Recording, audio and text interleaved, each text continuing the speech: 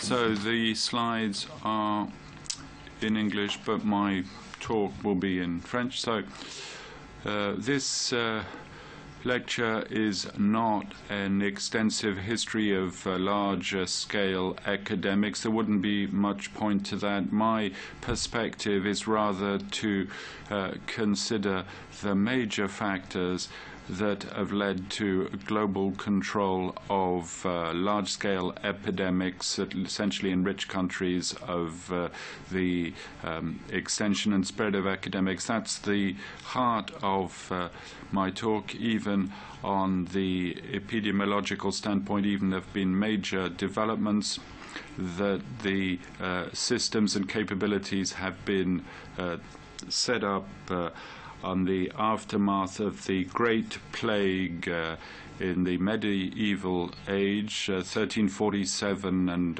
48, with a mortality rate of 48% in Western Europe. And that's when in Italian cities, but not only, these measures are implemented that you're familiar with, that I'll return to, but which are key. So the first measures concern protection from the outside world, from foreigners from the Mediterranean area, the Mediterranean basin, with border controls, very specific border controls in the harbors, with boats arriving with health passports, as it were, clean bills of health, ensuring that no deaths occurred during the passage. And we gradually extend these controls around the cities, the Italian towns in particular, which were the first to have to face these difficulties. It's at that time that health passports are introduced for travelers crossing the affected regions at state borders, at the borders of city states. And this regulates the flow of sick travelers. This is just to illustrate the traditional dress, costume of the plague physician, the plague doctor. This was the plague that hit Marseille in 1720, 1722. These overalls protect from the outside world, the huge nose, the mask, the gloves, the rod, so as not to directly have to touch the persons infected. At the start of age, you have an illustration of the U.S. prison guards, very similar to this, wearing this similar attire, a way of protecting themselves from the disease. Here's one of the ships, one of the vessels in charge of containing the Marseille plague. And these plagues were depicted extensively by artists, and the death, macabre dances in many of these plagues in France and Germany in particular, and with heroic attitudes depicted during these plagues. The case of the Rosé Night in Marseille in 1720. So over and above these border controls in harbors and towns, we move to the next level, sanitary cordons, the blockades that are established around a region or a broader area, and the introduction of quarantines. Now we need to reassess the effectiveness of quarantines, because the quarantine system dominated the world for some 5-6 centuries, with varying degrees of effectiveness, even if they're not 100% effective in blocking the epidemics. That's why there was a succession of plagues in Western Europe up until 1720. Every 30 years, from time to time, there was a gap in the system, but it doesn't mean that in the face of a permanent danger that these quarantines were ineffective. I indicated here up until 1950 because one of the major quarantine episodes concerns Taiwan after World War II that had to protect itself against all epidemics coming from continental China, plague, cholera, with proven effectiveness. Now, this idea of extending borders can be clearly illustrated by a couple of examples. We see this in the time of Charles V. Instead of just protecting Barcelona, will protect the whole of Catalonia. And once you have the financial resources and the manpower to protect an extensive area, the better the protection. And that's what Colbert did in the age of Louis XIV. Against the plague of Louis XIV, ending with the Great Fire of London in 1666. And this cordon sanitaire is extended from Rouen to Reims, and in spite of the textile economy both in Reims and Rouen, and of course Colbert was very attentive to the prosperity of French industry. This health blockade is in place for several years and avoids the plague spreading from the Netherlands, from affecting the French capital. So effectiveness of these systems, the most widely known capability was that introduced in the Western Europe for Marseille plague in 1722, and in the surrounding area there was a fortified wall, the wall keeping out the plague with trenches, ditches to ensure better protection, and a huge health cordon covering the papal state in Avignon through the Languedoc region to Narbonne, that is pushed back every time a case is spotted beyond the health cordon, but manages to limit the influx of the plague. So quarantines are not necessarily systems that are totally ineffectual,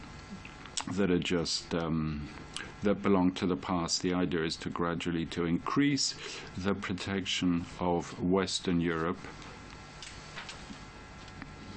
by extending protection eastward, because the perils of epidemics come from the east.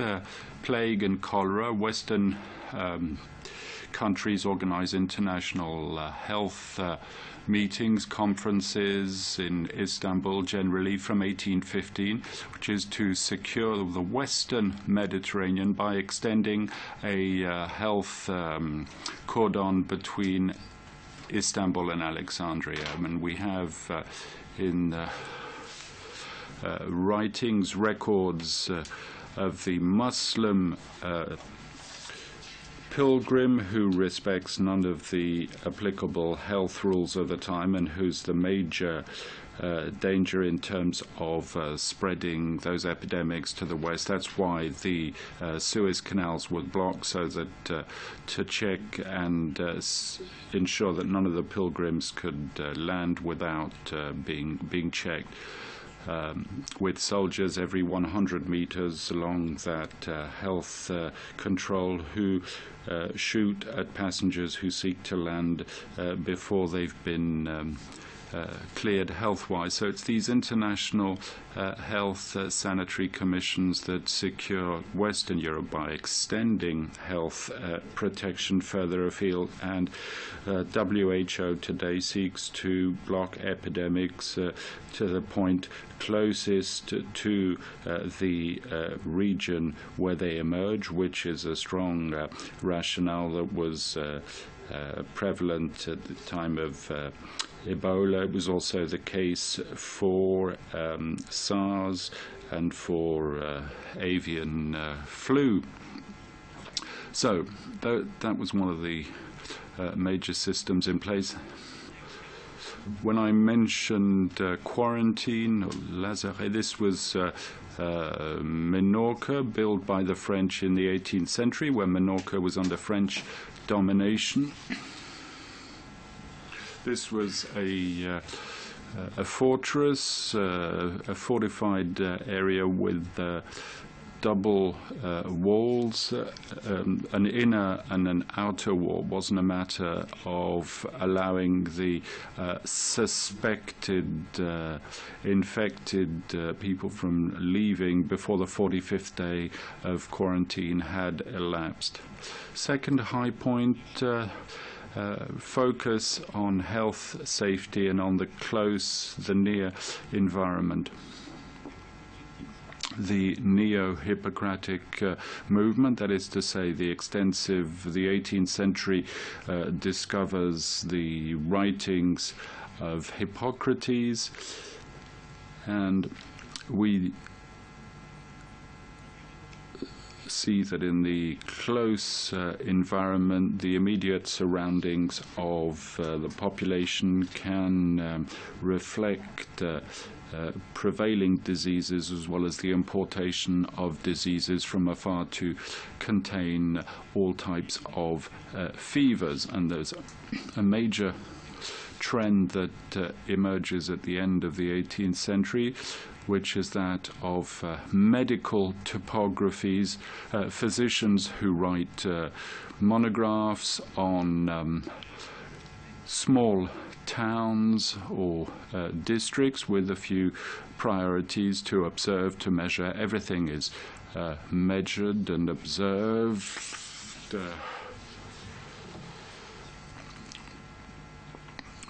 Rainfall, wind direction, the temperature, the urban layout of towns and villages, the habits of the local inhabitants. All this is federated by the Royal Medical Society, which subsequently becomes the Royal Medical Academy. The aim here is to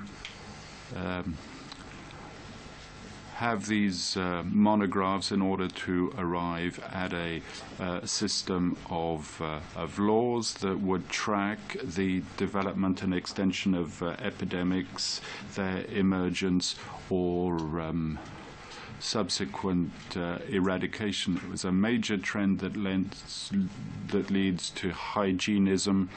Hygienism that will be very present in our Western societies, especially in the 19th century and in the first half of the 20th, perhaps a little bit less.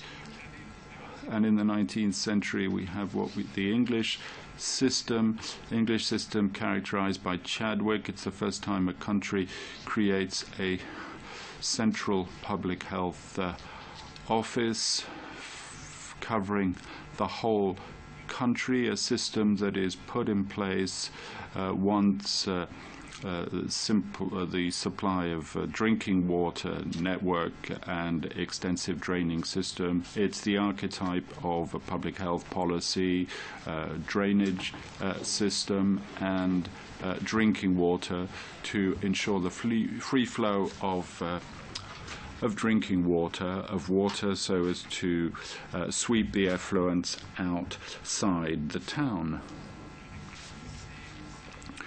send the effluent down the river. At the same time, it's a system that seeks to respond to strong political pressures in the second half of the 19th century with the Chartists, with movements that contest this, and to blame the locals for the disease, to say that if the mortality rate is so high, it's because the fevers, because there's not proper sanitation in your streets. It's also the time when we worked extensively on airflow since the 18th century with the neo-Hippocratic movement.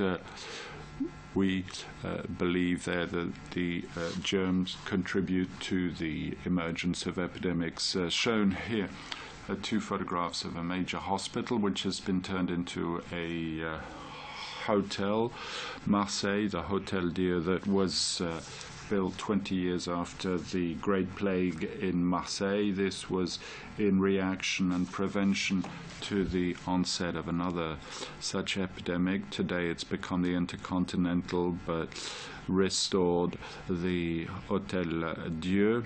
You see both the size of the galleries and also the stairways, the staircases. It was all about ensuring a free flow of air and allow light in.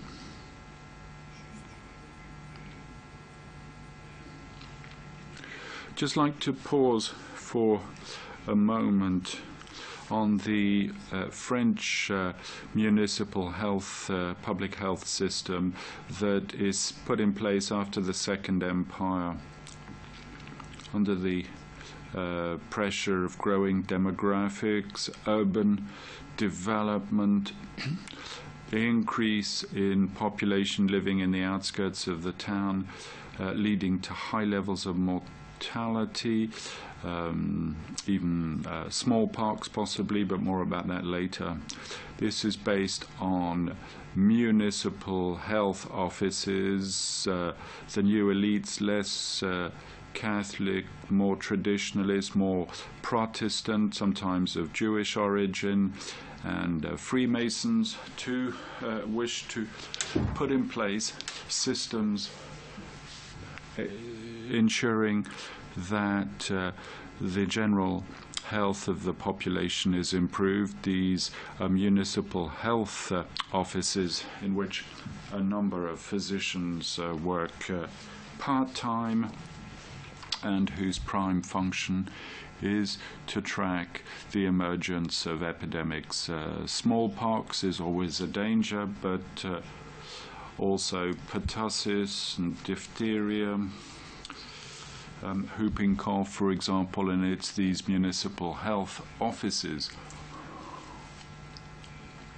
Here you have a map of the daily disease cases, the health record established by Brussels that predates that which started in France, Le Havre and then Nancy. These are the two major cities that introduce these daily disease cases and record of the health status of the village.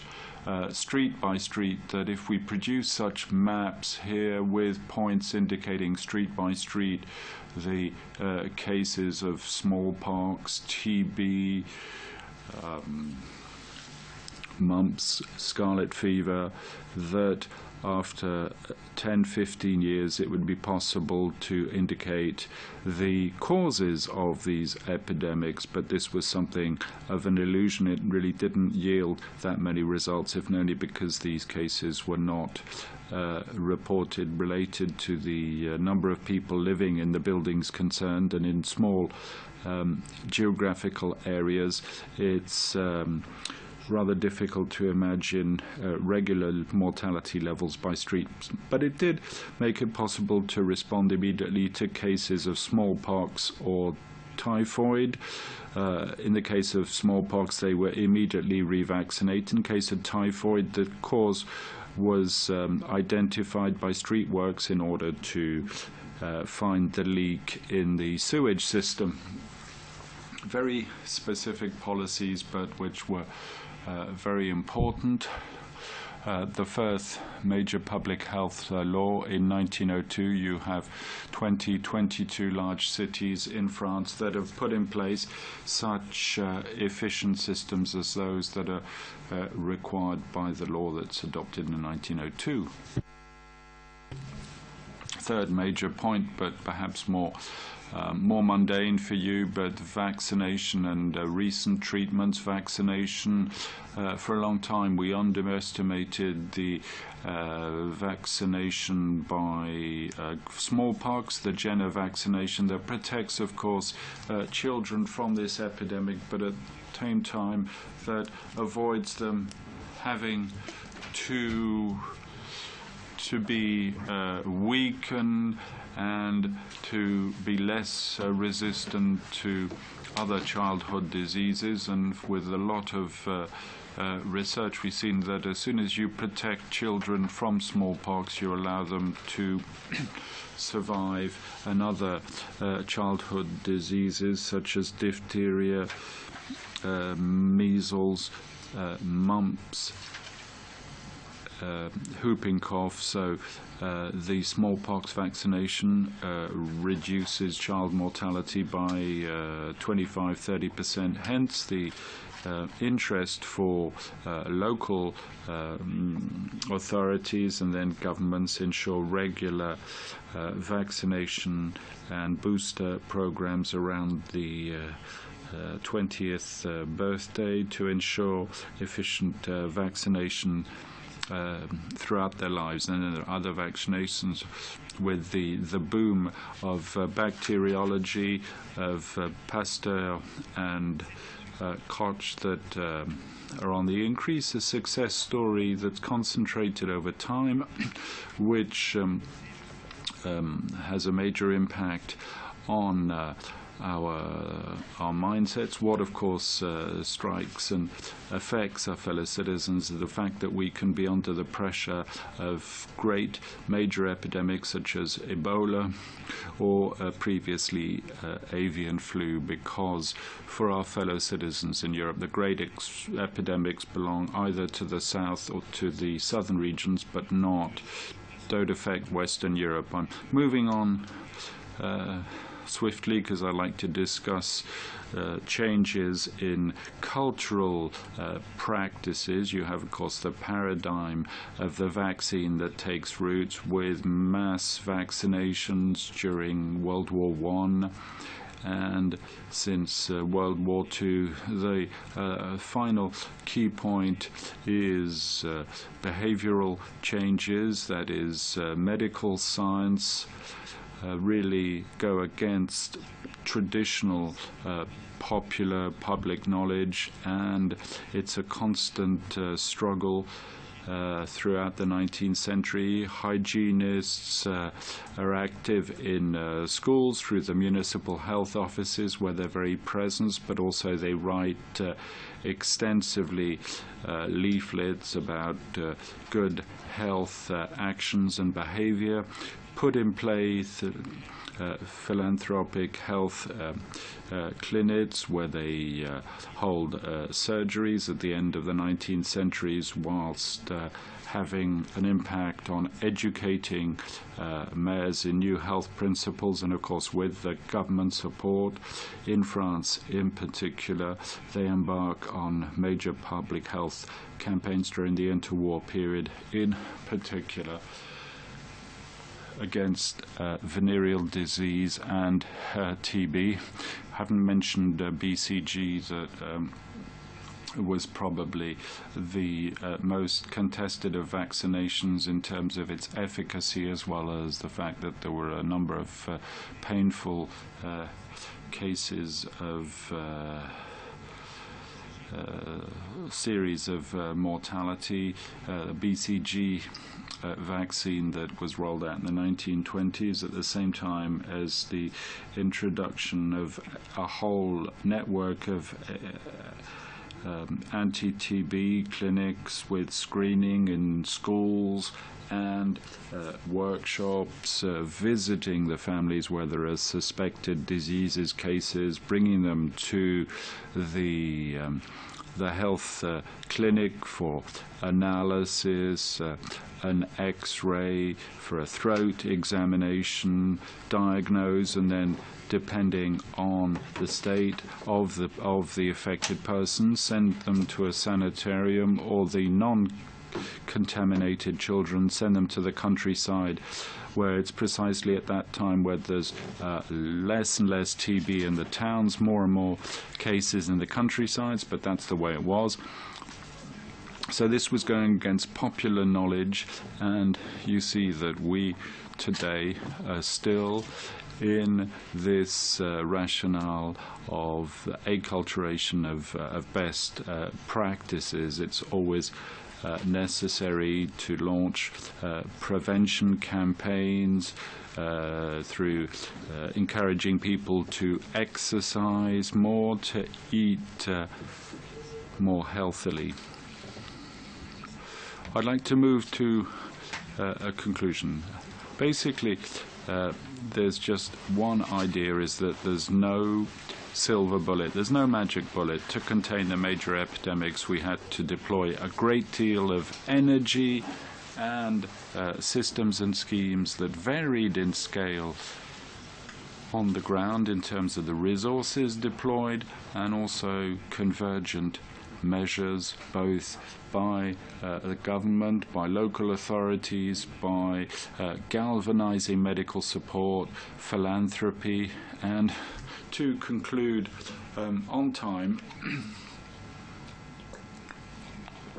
I would say that public health safety is something that remains very fragile, and we have illustrations of this almost every year. There was a major historical experience with the collapse of the Soviet Union a few years back, and what happened in the Soviet Union speaks volumes in this regard. The implosion of the health system very soon, within the space of 4 to 5 years, led to the emergence of new cases of diphtheria, of diseases that had been eradicated. So great vigilance is required.